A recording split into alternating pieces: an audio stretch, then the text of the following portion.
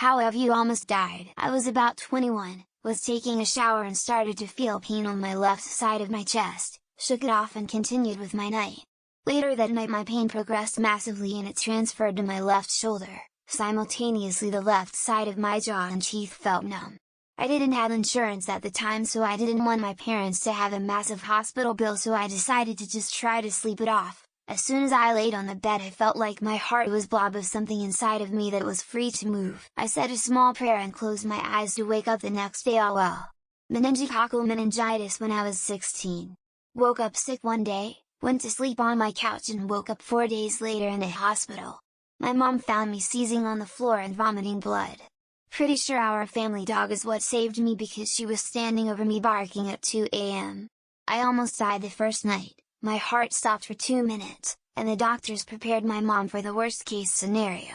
I was somehow lucky enough to survive, have no neurological damage and no physical deficits. I celebrate my second birthday every May 19th and have done so for the past 26 years. I had an internship at a steel workshop when I was 17. First day, I was with a guy operating a big milling machine. I stood next to him, watching him and listening to him explaining. The machine was quite old. It had a fixed center axle, with a tray moving underneath it. Everything was operated by hand. The axle was sticking out at the top, holding a massive flywheel. While I was watching, the flywheel came loose and got hurled into the steel cabinet I was standing in front of, right beside my head, punching a hole. The guy cursed in Russian, got the machine fixed and we went on. I was trying to merge onto the highway on an on-ramp that had poor visibility from behind because of construction. The right lane was clear when I was coming down the ramp, but at the last second before I crossed the dotted line into the lane, an 18-wheeler came barreling through. If I hadn't seen it and slammed on my brakes, it would have crushed me and my car into the wall. I literally closed my eyes thinking it was going to hit me and just accepted it. It barely skimmed past me, and I could see the construction workers outside pointing and gawking. I cried the entire way home. In 2013 I was hit on the highway with a car full of friends. That was the day I learned I have a guardian angel. I saw we were headed towards the sign and beyond the sign was a drop. I accepted death in that moment, but then something else literally took over my body and we all somehow missed the sign and got out unscathed. I was like mentally fucked up after that. Like, what was that sensation? How did we wind up there and not hit the sign? No recollection. All I remember was not being able to see what was in front of me after seeing the sign and drop beyond it, and we wound up safe. Malignant hypertension. Started having a weird kind of out-of-body experience about 5 years ago at work. A coworker took me to urgent care, and they said there are 2 emergency rooms nearby, which one would you like to go to? Not hey, if you're interested, but if you don't go now, you will fucking die. I chose the closest one, a dedicated heart hospital, and they sent me upstairs to the ICU right away. According to one of the several doctors I saw that long weekend, it was very close. I could have had a heart attack or stroke at any minute. I'm better now. Malignant hypertension. Started having a weird kind of out-of-body experience about 5 years ago at work. A coworker took me to urgent care, and they said there are 2 emergency rooms nearby, which one would you like to go to? Not hey, if you're interested, but if you don't go now, you will fucking die. I chose the closest one, a dedicated heart hospital, and they sent me upstairs to the ICU right away. According to one of the several doctors I saw that long weekend, it was very close. I could have had a heart attack or stroke at any minute. I'm better now. Actually, I did die for a little bit. Had the Widowmaker heart attack but made it due to awesome fire and rescue in Kaiser. Had burns on my back from the paddles they used over and over. Put in 3 stents in my heart and feel the same as before the ha. I didn't see the light, but I saw many arms extending to me from a small bridge. I was in a stream swimming towards the arms telling me to go with them. I declined. Kinda sucks cause for a minute I felt total relief dying. All my worries and troubles melted away. It was the best feeling, and then I wake up in ICU. Yuck. When I was like 3 years old, I took a bunch of my uncle's heart medicine and had to go to the hospital and get my stomach pumped. A few years later, my mom was drunk and high at a party. I kept grabbing her arm and she was pushing me away because she was talking with her friends. I wouldn't leave her alone, and finally she turned to yell at me and my face was purple and she realized I was choking. She said she immediately sobered up and picked me up, turned me upside down and shook me until a piece of apple fell out of my mouth. I don't remember either of these times. Car accident a block from my house on my way home from work. Someone sped through a red light going like 60. I never saw them until they hit the front end of my car near the tire. It spun my car around. Airbags deployed instantly, oil shot out of the air vents onto me. I walked away from the wreck with nothing more than a bruise from my shoulder down my side where the seatbelt caught me. The doctors at the hospital told me that I would have died if they hit me on my passenger side because it would have slammed my head through the glass of my driver's side door. I was on an icy hill on a sled and crashed into a tree. Parents were convinced I wasn't hurt despite the fact that the metal sled was all bent up and I was screaming bloody murder. They put me in a bedroom and shut the door.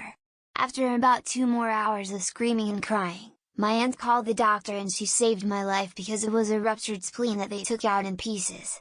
I nearly bled out. A few years later, my brother suffered a burst appendix and peritonitis because they waited 2 or 3 days to call the doctor after his pain started. When I was 15 years old, I had anorexia really bad. I was hospitalized as a code blue.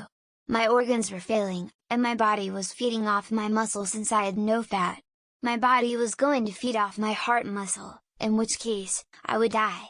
I don't remember much except being hooked up to machines, and doing most of my freshman year of school in the hospital, but they saved me from dying at that place. It took a lot of psychological, nutritional and mental help to get me better, but I'm recovered from anorexia and bulimia for over 25 years now. After reading some of these comments, I'm not sure this counts. Born with a tumor on the back of my head. First doctor said it was part of my brain after saying it was cancer and that he was just going to cut it out. He was fired. Second doctor said I don't know what it is.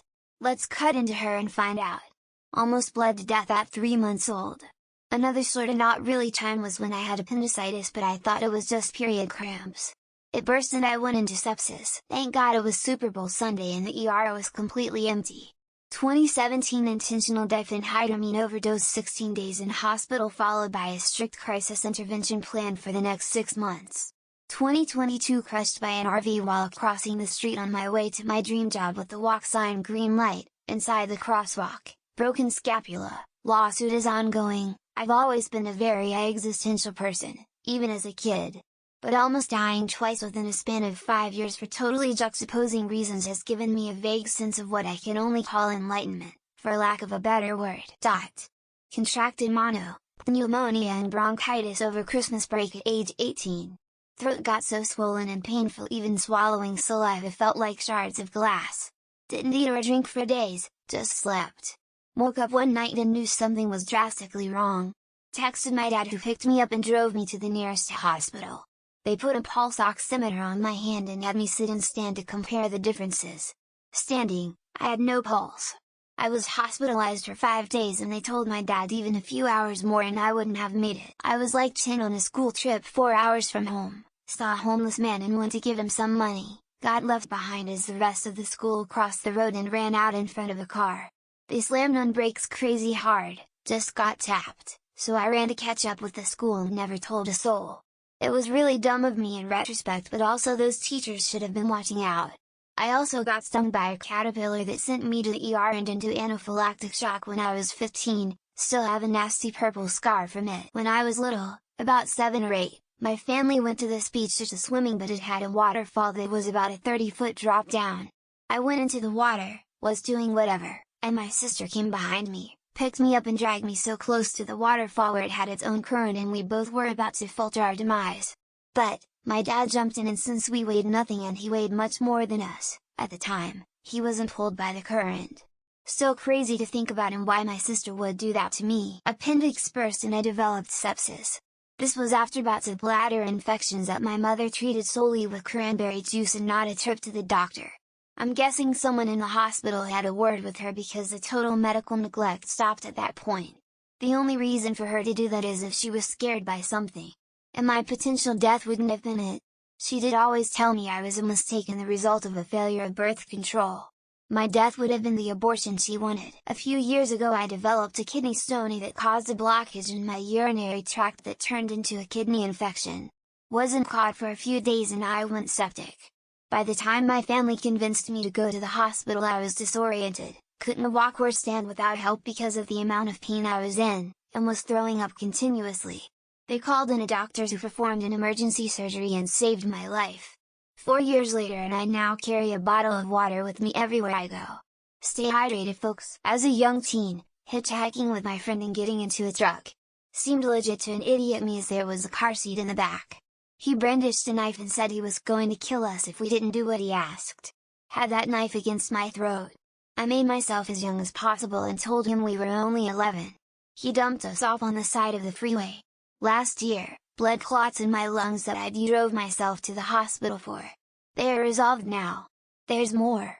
But I don't want to jinx the 9 lives I have. Snorted hydromorphone, my buddy said only a quarter.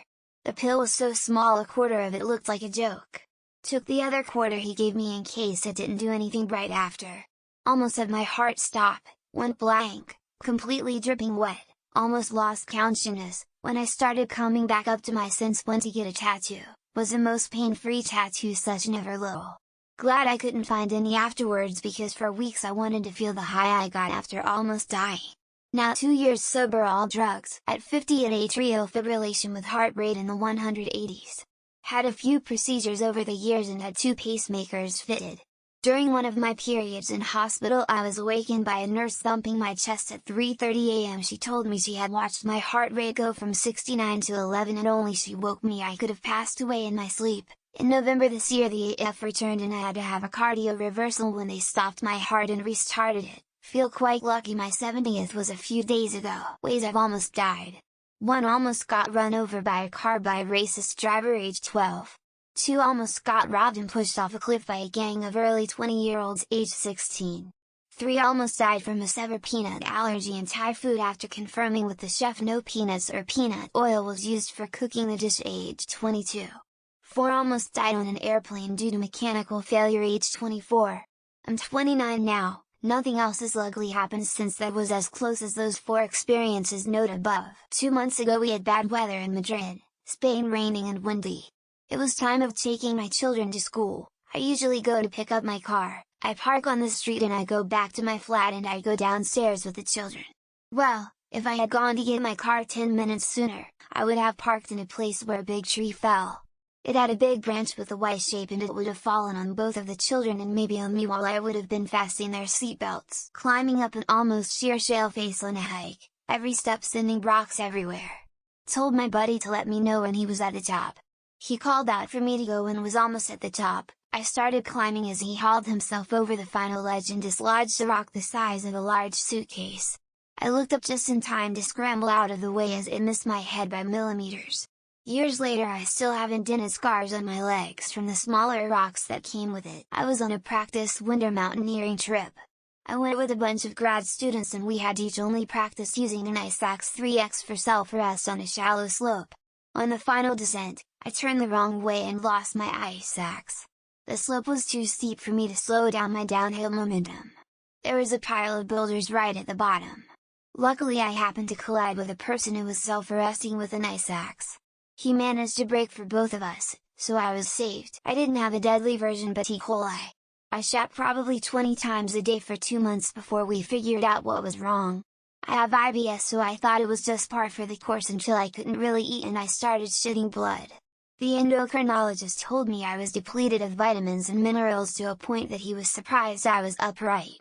When I say not deadly I mean it didn't affect my organs. Thankfully I think my body's still messed up from it and it's been 7 years. Not me but my eldest kid 3 at the time got a hold of adult medicine while at a babysitter's while the babysitter was on the phone.